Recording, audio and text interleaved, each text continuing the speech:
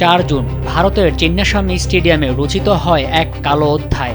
আইপিএলে প্রথমবার বেঙ্গালুরু চ্যাম্পিয়ন হওয়ায় শিরোপা উদযাপনের সময় ঘটে যায় এক মর্মান্তিক দুর্ঘটনা।